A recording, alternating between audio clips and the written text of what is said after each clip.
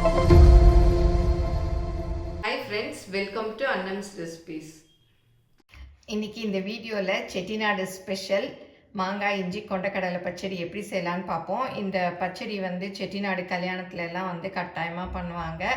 ரொம்ப டேஸ்டியாக இருக்கும், ரொம்ப ஈஸியானதும் கூட, ரொம்ப ஹெல்த்தியானதும் கூட. வாங்க இப்போ எப்படி செய்யலான்னு பார்ப்போம். எங்கள் ப்ராடக்ட்ஸ் எல்லாம் யூடியூப்பில் கமெண்ட்ஸ்க்கு கீழே வந்துட்டுருக்கு. அதில் போய் கிளிக் பண்ணிங்கன்னா அதோட ரேட்டு டீட்டெயில்ஸ் எல்லாமே இருக்கும். அதை கிளிக் பண்ணி நீங்கள் வேணுங்கிற பொருளை ஆர்டர் பண்ணி வாங்கிக்கலாம். இப்போ கரம் மசாலாக்கு தான் ரெடி பண்ணிகிட்ருக்கோம். எல்லாமே நாங்கள் வந்து வீட்டில் தான் பண்ணுறோம். யார்கிட்டையும் வாங்கியெல்லாம் கொடுக்கறது கிடையாது. நாங்களே எங்கள் இதில் தான் கைடன்ஸில் தான் பண்ணி கொடுக்குறோம். அதுவும் வீட்டில் தான் பண்ணி கொடுக்குறோம். இப்போ வந்து கரம் மசாலாக்கு வறுத்துட்ருக்கு. வறுத்ததெல்லாம் இந்த ட்ரேயில் கொட்டி ஆற வச்சு, இப்போ வந்து வறுத்ததெல்லாம் பாருங்கள் ஆற வச்சிருக்கு. ஈரம் வரும்னு சொல்லிட்டு ஒரு வேஷ்டி துணி தான் போட்டிருக்கோம். ஏன்னா வறுக்கிறதுக்கு நிறையா வறுக்கிறதுனால ஈரம் வரும். அந்த ஈரம் இருந்தால் கரம் மசாலா கெட்டு போயிடும். இதெல்லாம் பார்த்து பக்குவமாக வந்து ரெடி பண்ணால் தான் ரொம்ப நாளைக்கு நல்லாயிருக்கும். இது நல்லா ஆறின பிறகு நம்ம அரைக்கணும்.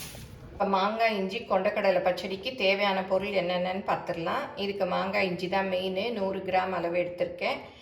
இது வந்து நார்மல் இஞ்சியில் நம்ம ஊறுகாயெல்லாம் போடுவோம் இல்லையா, அந்த மாங்காய் இஞ்சி. அது எப்படி இருக்குன்னு காமிக்கிறேன் உங்களுக்கு. இதை வந்து தோல் சீவி எடுத்து வச்சுருக்கேன் 100 கிராம் அளவுக்கு. ஒரு குடமிளகா மீடியம் சைஸு, அதையும் வந்து இந்த மாதிரி ஸ்கொயராக கட் பண்ணி வச்சுருக்கேன். சின்ன வெங்காயம் ஒரு 15 இது தோல் உரிச்சிட்டு இந்த மாதிரி 2 கட் பண்ணிக்கணும். இந்த மாதிரி கட் பண்ணுறதுலேயும் அந்த டேஸ்ட் வரும். அதனால் இந்த மாதிரி தான் கட் பண்ணிக்கணும்.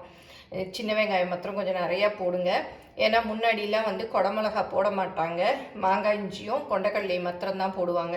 அதனால் வெங்காயம்லாம் நிறையா போடுவாங்க. இப்போ டேஸ்ட் நல்லாயிருக்கும். இப்போ வந்து எல்லோரும் குடமிளகாயும் போடுறாங்க.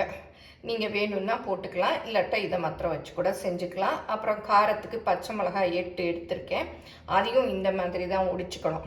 ஒடிச்சு போட்டால் தான் நல்லாயிருக்கும். 8. அப்புறம் நான் மிளகாப்பொடியெலாம் இல்லை, ஒன்லி பச்சை மிளகா மாத்திரம்தான்.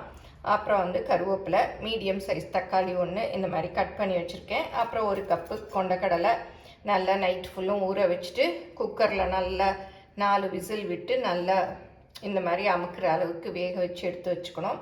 அப்புறம் புளி சின்ன எலுமிச்சம்பழம் சைஸு கரைச்சி வச்சுக்கணும். நான் வந்து புளி பேஸ்ட்டு எடுத்து வச்சுருக்கேன். அப்புறம் துவரம் பருப்பும் வந்து மஞ்சப்பொடி போட்டு வேக வச்சு வச்சுருக்கேன். அப்புறம் தாளிக்கிறதுக்கு கடுகு, உளுத்தம்பருப்பு, பெருங்காயம், அப்புறம் தேவையான உப்பு, எண்ணெய், அப்புறம் கடைசியாக கார்னிஷ் பண்ணுறதுக்கு கொத்தமல்லி. அவ்வளோதான். இப்போ எப்படி செய்யலான்னு பார்ப்போம். மாங்காய் இஞ்சி பாருங்கள் இந்த மாதிரி தான் இருக்கும். இதை தான் வந்து நான் தோல் சீவிட்டு வச்சுருக்கேன். இதை வந்து சின்ன சின்னதாக கட் பண்ணிக்கலாம். இது வந்து உடம்புக்கு அவ்வளோ நல்லது.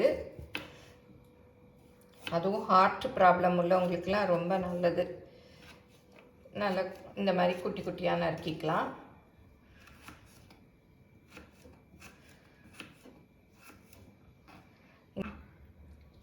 இது எல்லாத்தையும் கட் பண்ணிக்கலாம்.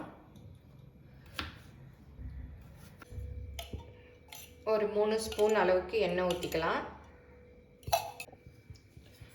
இப்போ உளுத்தம்பருப்பு கொஞ்சம், கடுகு கொஞ்சம் போட்டுக்கலாம். இது நல்லா பொரியட்டும்.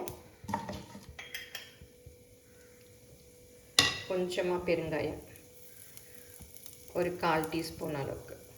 ஏன்னா நான் கொண்டக்கடலையெல்லாம் போடுறோம், கேஸு, அதனால் கொஞ்சம் பெருங்காயம் போட்டுக்கலாம். உளுத்தம்பருப்பெல்லாம் செவந்துருச்சு. இப்போ பச்சை மிளகா, கருவேப்பிலையும் போட்டுக்கலாம். சின்ன வெங்காயம் போட்டுக்கலாம்.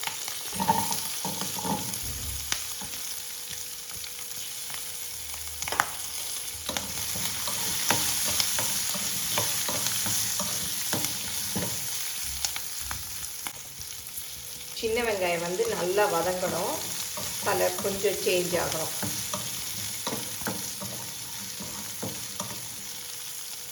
இப்போ மாங்காய் இஞ்சியும் போட்டுக்கலாம்.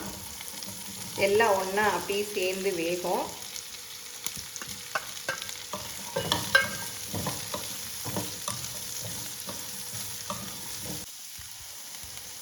இப்போ வெங்காயம் கொஞ்சம் கலர் மாறிடுச்சு.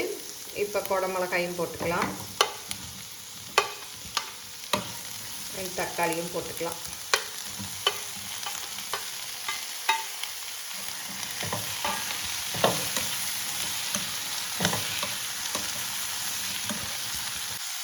வேக வச்சு வச்சுருக்கோம் இல்லையா, அந்த கொண்டக்கடலையும் போட்டுக்கலாம். இதுக்கு தேவையான உப்பு அதையும் போட்டுக்கலாம். அப்புறம் புளி பேஸ்ட்டையும் ஊற்றிடலாம். நீங்கள் புளி கரைச்சி வச்சுருக்கீங்கன்னா அதையும் ஊற்றிடலாம். இப்போ இது வேகிற அளவுக்கு தண்ணி ஊற்றிக்கலாம்.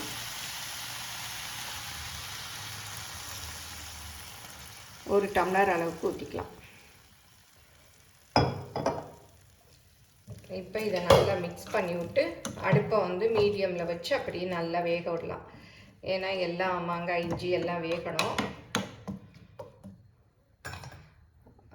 மூடி வச்சு ஒரு 15 நிமிஷம் வேக விட்டுக்கலாம்.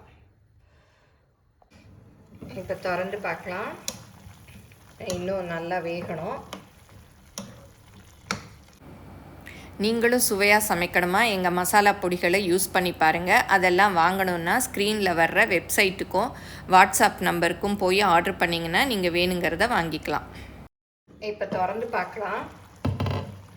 எல்லாமே நல்லா வெந்துருச்சு. மாங்காய் இஞ்சி கூட ஒன்று எடுத்து பார்த்தேன், நல்லா வெந்துருச்சு. இப்போ நம்ம வேக வச்சுருக்கோம் இல்லையா, அந்த பருப்பையும் நல்லா அப்படி மிக்ஸ் பண்ணிவிட்டு ஊற்றிடலாம். நல்லா மிக்ஸ் பண்ணி விட்டுடலாம்.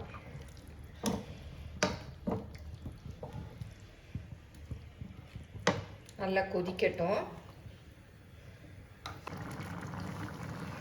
பாருங்கள், நல்லா கொதித்து நல்லா திக்காயிடுச்சு. போதும்.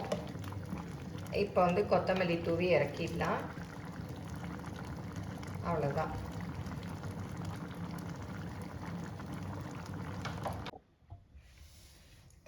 இப்போ மாங்காய் இஞ்சி கொண்டக்கடலை பச்சடி ரெடி பண்ணியாச்சு.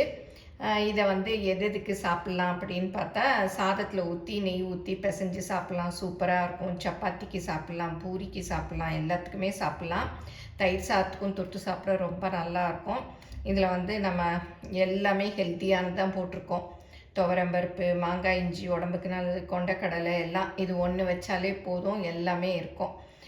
சாதத்தில் ஊற்றி பிள்ளைங்களுக்கெல்லாம் செஞ்சு கொடுத்தோன்னா கொண்டக்கடலையெல்லாம் இருக்கிறதுனால நல்லா விரும்பி சாப்பிடுவாங்க. எல்லோரும் செஞ்சு பாருங்கள்.